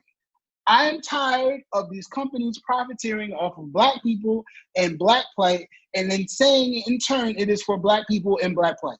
I'm sick of it. It is nasty, it is disgusting, and it needs to stop. I don't give a fuck what your wife gave you for your birthday, Ronnie Fag. I don't give a fuck that you got a Biggie. Fuck his last name. It ain't Black. I'll tell you that much. So stop trying to put Black people on t-shirts. I'm sick of it. On. Yeah. All right. You can have the floor, Mr. Goodman. I'm done. I don't know. Look. I have no problem with discussing the fact that Cuomo and DeBlasio hate each other, and there's really nothing DeBlasio can do about it because he's just a fucking city in this state. They're really spy versus spy. Like, deadass. One does a news conference, and they're like, I don't know what that other nigga said before, but this is what we're doing. And the other one does the same thing. Allegedly, by the time this episode comes out, it won't fucking matter. Phase 2 will be here. But at the time of this recording, DeBlasio said that Phase 2 would begin basically Monday, which is the Monday after Juneteenth. And Cuomo was like, oh, no, I'll make the decision on Friday. And it's like, what? What's the problem, bro? Like, both of these niggas hate them. Quite frankly, DeBlasio has been a inept mayor from the moment he became mayor, and Cuomo's always been a snake. And people need to fucking remember that he is an absolute politician. He did not do that well. He was self-serving, and he only supported the Black community his last fucking year of his first term, and he's kind of a fucking snake. But you know what? Like, I really don't like DeBlasio, so I definitely have no problem with him getting sunned. Yeah, I like how you get some say, hey, black people are saying Black Lives Matter because they're sick of this. But you don't say, Governor Cuomo, what happened when Eric Garner was dying? You have a lot to say A for lot a of nigga. fucking say now. You stand with the protesters. The niggas is out there for 2 weeks. He's like, you're getting what you want. You're getting answers. Now you can go home. Fuck that, nigga. We got 400 years of this shit going on, dog. You think we're gonna get this figured out in 2 weeks? Shit, the rest of Everything the does not niggas happen. already gone to shit. We might as well just continue to protest. Stop burning some shit down. Don't fucking matter. Like, Cuomo is a fucking snake, dog. He's a Trojan horse. And Bill Blasio can suck my whole dick because how dare the fact that you want to charge $9 for the Metro cards if the government doesn't want to give you $3.9 billion to bail out the MTA when the MTA got that fucking money? I've been working on the 5 train line in the Bronx for 20 years. Yo, where's this money coming from? 3.9 billion bailout, and they said if not, they're gonna raise the total to $9. I was like, yo, suck it sideways. Gonna raise the total Everybody $9? jumping in. Everybody jumping in. White women, nanas, Mimas, Puerto Ricans, blacks, tourists. Everybody jumping that fucking tourist style, or you basically just gave the city to lift in a taxi cab because ain't nobody getting on a $9 train. You beat up the churro lady in January. You duffed out the kids selling candy during the quarantine. I'm not giving you a goddamn thing. I ain't getting on no $9 train unless that train got a bunch of Mickey ears on it. But in no goddamn city of New York, am I getting on a $9 train to see a whole rat and some goop in the corner? Fucking mind. Well, I mean, like, cause I'm like, yo, if that shit is $9, that shit is like 3 something. That's damn near 3 times as much at a car fare. Like, what is the fucking monthly gonna look like? My Uber is downstairs. I ain't getting on no train. No, Kid rocks. I don't. Showtime is over. Like, I mean, I know I hated Giuliani and I hated Bloomberg, but fuck, like, I didn't realize I could hate a liberal presenting mayor this much. No, I did. But I did because it is what it is. Moving on. And New York Times dropped a story concerning Amy Cooper and Chris Cooper, and that was a good article. Boy, was there some tea in there. They said that basically she was a bit of a fucking head case to everybody. She liked to talk to people through her dog.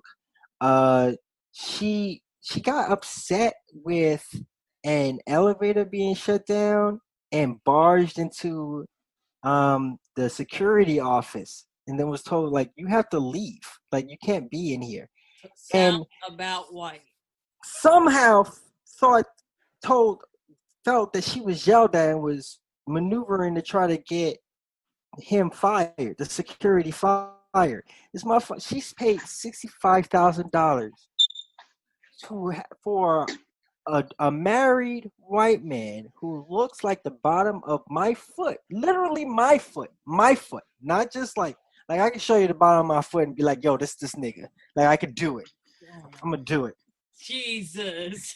That nigga. She paid this nigga $65,000 to have another person get an abortion. I don't know exactly what he did with the money, but he didn't wind up with her and sued him and had to settle. Yo, how are you? Oh my! Sounds about white is right. We're gonna have to name this episode "Saul Showing Feet." That's not my name anymore. Respect my name. I was thinking more of a cold world than a no name. I was trying to figure it out. I was gonna let it come to me. No feet. No name, no, but she did. I mean, it was just interesting that, like, you just see that entitlement. You see that, like, it's almost surprising that something like this hadn't happened sooner with somebody like her. Like, and the very fact that she could, live this life of extravagance and entitlement, and nobody checked her. Nobody fucking checked her. Ever. Until there's one random dude who's a Harvard graduate and has a really deep appreciation for comic books, decide to go out and look at birds in the ramble and just videotape them being a bit asshole. Like, yeah, like it's surprising that she didn't. Yeah, well, yeah, and on to live from the mountaintop. I just want to let y'all know, even with coronavirus and rampant police brutality, and as we prepare to celebrate Juneteenth, don't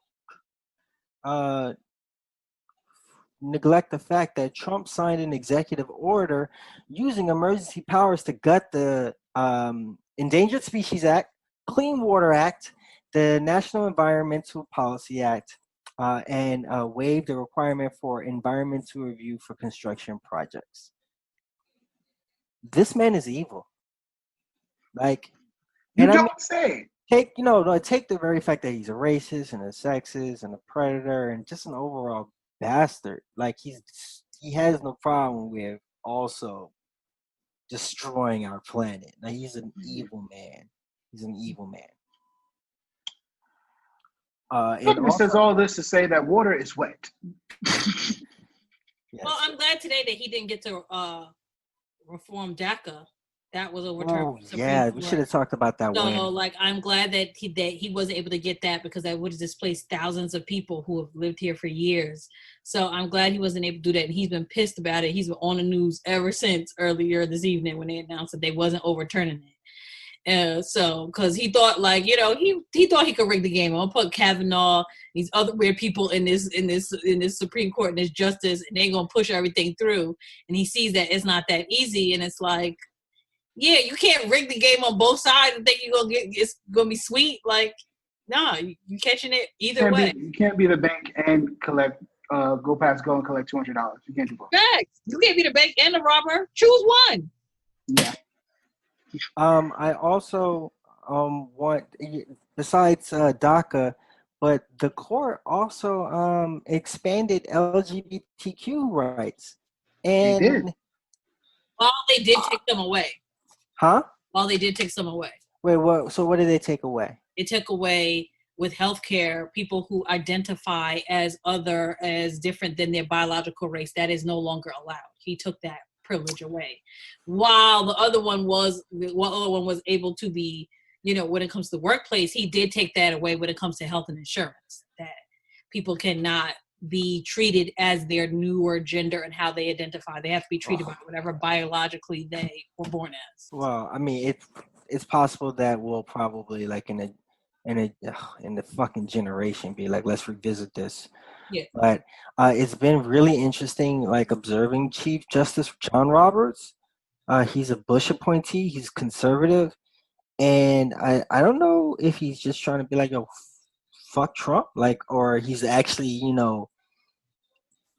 trying to follow the rule of law and, respect the Constitution. But he's putting me in mind of Earl Warren, Chief Justice Earl Warren, Elizabeth Warren's grandfather.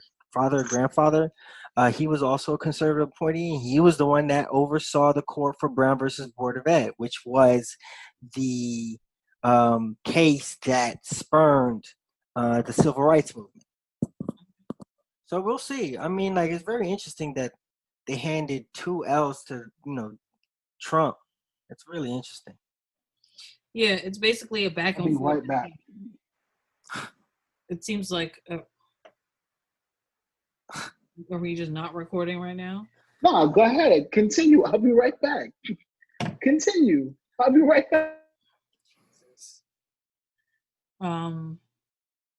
I was saying I also wanted to talk about the fact that with this Breonna Taylor thing, we did talk about that they were able to put forth the Breonna Taylor's law in Louisville, that you can no longer do no-knock warrants, and I think it has something else to do with warrants. That warrants have to be, like, certified and other provisions in her name, but the officers have not been charged yet. The the judge in Louisville or Kentucky doesn't know yet if he can charge her or if he should. He feels like there's not enough evidence. And the fact that her killers are still are still on the payroll. They're boarding up the court. Yes. And which means the court building. Yeah. So it's looking like they're preparing for niggas to go out and burn that shit the fuck down. Hey, I think that it's ridiculous that her killers cannot be charged with anything. Like, and I thought, I want to give a quick shout out to Vice. They did a great piece fully showing how in that town they do no-knock warrants, and they fully showed a family, and they had it on camera, that a family who they literally served the same warrant that they served to Breonna Taylor, how they execute those warrants. They had full video of it. And they talked to the children that lived in the house, and it was the same thing. It was somebody who previously lived at the address. They only talked to the postal worker that said, oh, maybe some mail still goes to that house. And then they decided to execute a warrant on a house full of kids and a family that had nothing to do with the two people who lived there previously, and how the kids are still dealing with PTSD from them serving a no-knock warrant, shooting into the house, breaking their doors. And really all it's about is a lot of states don't want to really get into these no-knock warrants, things like that, because it's really about the police unions and asset forfeiture.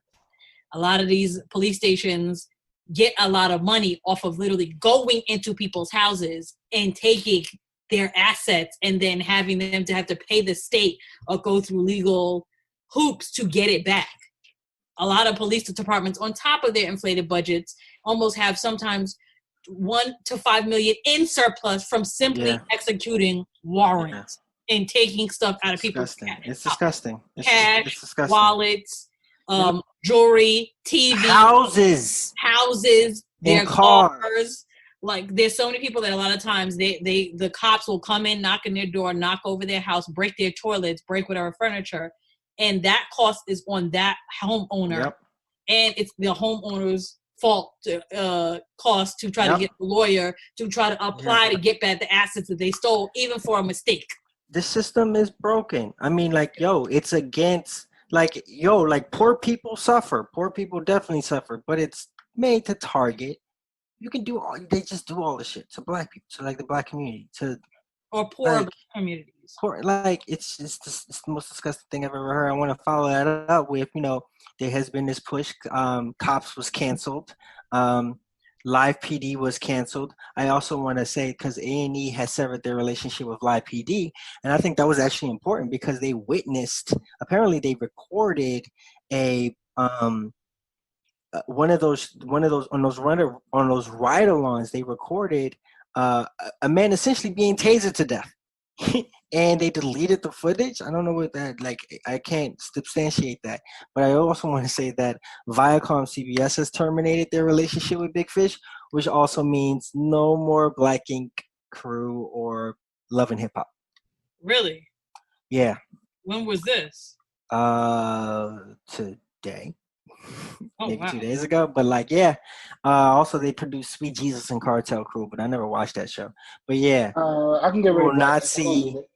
You will not see any more Black Ink Crew or Love and Hip Hop on VH1. Who knows if they're going to ship it to another place? I don't particularly care to see. They also too, there was the whole issue with Live PD is that the case that Ayanna Jones, a little girl that was killed, that was actually, I think, taped for that show. Those cameras were there, but they destroyed the footage. Yep. So I think the Ayanna Jones case of the little girl in Detroit whose house that they served a warrant and they wound up killing her, that was actually being taped for that show. But they somehow either lost the footage or the footage was destroyed. They did so. Because the cops did not enter in the building, I think, with her thing. They just were outside filming what happened, and that was supposed to be used in the case to convict or to have charges brought against the officers who executed the warrant, and they can't find the footage. So I'm glad those shows are gone. We can keep Reno 911, because any show that makes the cops look goofy could stay. Reno 911 could stay on the air forever. It's one of the greatest shows we've ever had, because it's literally almost has come true now. And the show cracks me up because it was actually supposed to be a live show about the Vegas police department, but the show was their footage they got from the real Vegas police department was so silly that they decided to turn it into the improv show, which became Reno 911. So Reno 911 can stay on the air forever. Like, I don't watch any of these cop shows. Fuck 12. Well, Reno 911 is a parody show. I love Reno 911. Yeah. Reno 911 can stay on the air because of what now I found out about the actual Reno 911 comedy show. So that show can stay on the air, but the real live reality ones, all of them could go. Fuck out of here. Yeah, that's right. And lastly, there is it's not an app. You can't just say, hey, Siri, I'm pulling over. I've been doing that and look like a jackass every time. It's like a system that you have to follow. There's a series of apps and how you have to basically program Siri to be able to prepare you for being pulled over. I would suggest that you Google it. I'm fairly certain that there will be a link to how you can set that up. But it's probably like essential that you do so. Also, a big fuck you to that white female cop that was mad because they were taking too long with her Egg McMuffin. If you are that emotionally unstable about not being told thank you, even though you were bragging like 30 minutes earlier about how people pay for your food, maybe you should not be holding a firearm. Fuck her and fuck those cops that lied on Shake Shack. Fuck. Facts.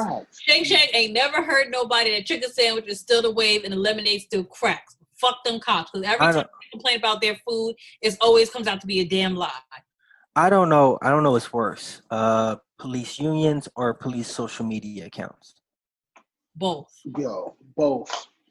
The fact that you're sitting here twirling your gun in the air like it's a baton, talking about you looking for black people, I don't get what. Yo, it's like, damn, that shit couldn't have gone off, like by accident.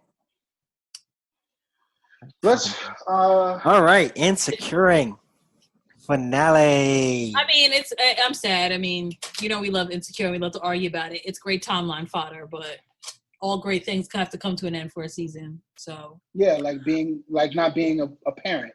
Clearly, I think that. Are you upset, Rob? Wait, hold on. Before Rob goes on to this fucking, I don't know, sexist rant about Lawrence.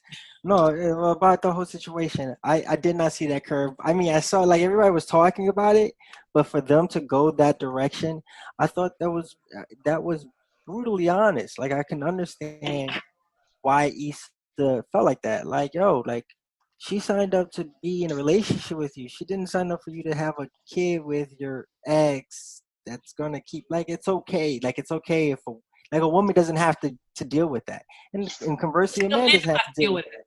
He doesn't have to deal with that. But at the same time, like, yo, like, I think it's ridiculous to call Lawrence like messy in the sense that, yo, he was in a relationship with this woman. It was kind of on the rocks. It was kind of ending.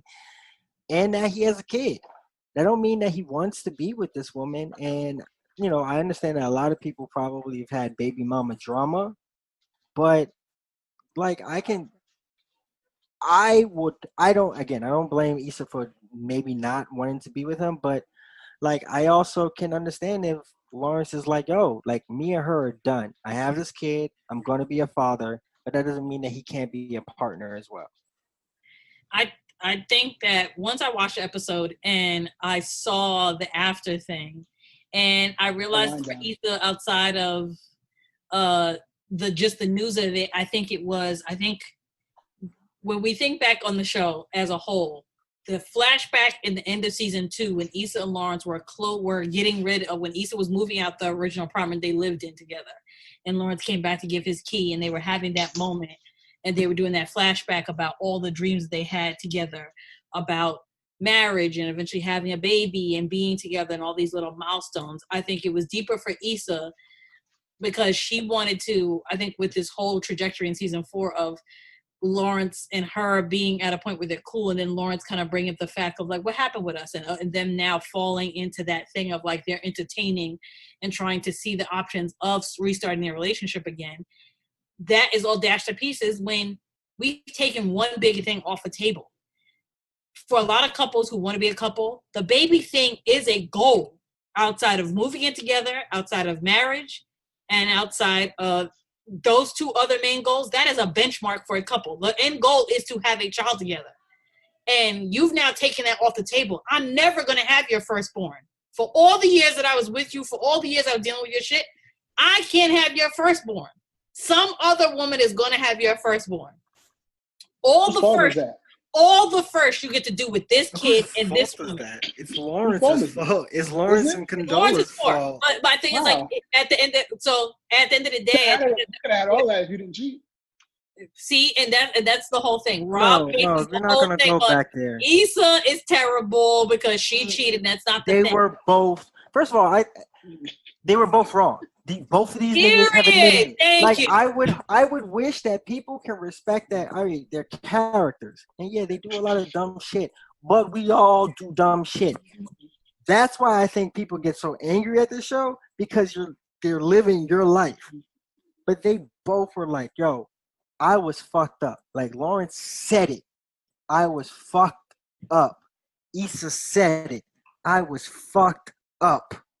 Okay? Like, let's let it go. But let's also, let it go. Lawrence made it worse because you went to the baby shower. They're in the set of Friends. You met this woman at a baby shower. Then fast forward 2 months later, now you're going to have your own baby shower with the same fucking people. Was it a month? Was it 2 months later? Maybe, I would say 3-4 months later. But my thing is, like, at the end of the day, you're going to have you met her at a baby shower, and you're going to have another one with the same people for your own fucking baby shower. At the end of the day, if you was with Condola, whatever, great. But if you don't want to have a baby with her, use fucking condoms. I guess that shit really did matter in this show. I guess you really should have watched them actually put it on. So my thing is I don't think she trapped him. I would like to clear that up. Me personally, as a woman, I do not think Condola trapped him. That woman got her own career. Clearly, because half of the men on the timeline felt like she needed to treat Lawrence like, oh, Lawrence got a new job. She didn't know Lawrence had got money and just suddenly got this new job. She didn't need to trap him for anything. She didn't even want to invite him to her Thanksgiving, Friendsgiving. So clearly, if I can't invite you to a simple hangout and kick back with my friends, I clearly wasn't looking to trap you with a whole damn baby for 18 years. So to all the incels on the timeline, please, like, women are not looking to trap y'all. Yeah, I think that's what I liked about the episode was pretty much to do out those. I really loved Molly's arc in this season. I really did. Like, despite her being the villain and people hating her and not holding her accountable. You like her arc? I liked her arc this season. I did. I loved the constant. Her constant trying or her definition of what she was trying and how that wasn't it, and her constantly seeing that not work for her was compelling. Her having a willingness to fight for her relationship more than she wanted to fight for her friendship was interesting to me. The fact this trauma bond that her and Issa have is amazing. It's toxic, but it's amazing to see on film. I think sometimes we have friends like that where it's misguided, it's messy, it's convoluted, but when something happens to that other person, you're there and you can skip everything. I thought that was very profound. I think the hero of the season was Andrew. Andrew put up with a lot of Molly shit. You're not going to shit on my man Derek, dog. You're not going to forget my man. You're not going to forget my man. I'm not going to forget Derek, but I feel like Derek married Tiffany, and he had to deal with that. Andrew didn't have to deal with none of that. He was just really so Andrew had been putting up with Molly's shit. From the time she surprisingly from episode 1, season 4. First of all, I tried to bag you, and you curved me. She put that motherfucker through shit. Then you find out I got other women, and then you start putting in effort because you think there's someone else. So this isn't even it goes back to what the dream says. You're not even in love with me. You're in love with the competition. That's crazy. You're not in it for me. You're in it to win. And winning, you felt like if you lost me, then you lost. And that's terrible. I had to pick a side between my brother and my girlfriend. And then when I did pick your side, you didn't even take the recognition to want to reconcile with my brother after he gave us box seats to a Clippers game. No, at the end of the day, nobody's going to date somebody if they're not cool with their family, unless you are not cool with the family. That is the only instance you will accept dating somebody that's not cool with your family if you don't fuck with the family. But if you fuck with your family, you're not dating somebody that does not get along with your main family, especially your siblings. And like, yeah, you gonna be vindictive against that man's sibling? Like his that's his first best friend. Like it seemed like you're like, yeah, he's an asshole, but it's my brother, and he's learning. He's receptive. You could have used that moment to like clean it over and you and him have a private situation, but like we saw that it was going to be a sore point about it, and also too, I feel like the whole time, also on top of that, no man is going to sit back and watch you shit on your own friend and think that like maybe she's an upstanding woman and I should have children with her, have a family. You're shitting on your own friend. I don't know if I can procreate with you and keep this thing going because I see how you move with your friends. What you gonna do with me at some point? Andrew or my kid. Andrew deserves better. Kid, and clearly my family. You don't respect my family. You don't even respect your homegirls. So what you gonna do with me? Andrew knows his worth. Period. Respect that king. Asian Bay has become Asian King. Facts. Asian King Bay or some shit. I don't know. Last samurai? But like, last samurai. No, we don't know. I have to salute Amanda Diva for that scene, because that is the first time I've been sympathetic for anything related to Amanda Diva. Ever. Like that pain that she had in her eyes. Yo, I was like, wow, I almost like her as a person. I almost did. I was this close. And then the credits. I realized, I was like, Amanda Seal. I was like, this is a TV show. I thought it was a great episode. I hope that the episode begins next season with Molly actually apologizing, not be like, oh, girl, let's get some Ethiopian food. We cool now because I don't have a boyfriend. Molly needs to take accountability for being a shithead for for a whole season. I want to see them start the season off with Derek and Tiffany. My nigga, I really want that to really. No. I want them to. The whole season was really about Molly shitting on her Issa. She should take accountability for her actions. Fine. I got y'all. If the next season of Insecure does not open up with Molly in therapy, I'm going to be like, the whole season's a dub. She ain't learned nothing. It's more of the same bullshit. Well, she already is in therapy. She had one episode. First of all, we had like three. We've had 3 total episodes of her in therapy. Bro, but she's the type of Molly's. No. 4 seasons. 4 seasons. 3 episodes. 3 scenes. Nah, man. But Molly is the type of person that goes to therapy just so she can say, hey, I go to therapy. She's not learning. You're capping a lot, and I think people, and I'm glad people show this. You could still go to therapy and be a shithead, because people be using therapy as a get out. Like, I'm being transparent. I'm learning. I'm unlearning my bad habits. I'm growing. But you're still acting like a dickhead outside that $100 session an hour. So fuck you. If Molly don't take accountability for being a shithead to Issa, you could clap the whole season 5 too with it, and just have it about the baby mama wars is gonna happen. Period. Because that's what it is. It's really it. This has been baby great, guys. I just want to see. I hope season 5 opens with light skin Chad and Derek and Lawrence in the mall at curbside picking up his Burberry shirt for the baby shower. It's gonna be the season 5 is gonna start with them all back at the baby shower. Hey, let's go for the chaos. With masks on, and Tiffany like, "Ooh, girl, I don't even know why we're here. We're supposed to be in quarantine." But I also want to shout out Yvonne Orji, because her HBO special was really good too.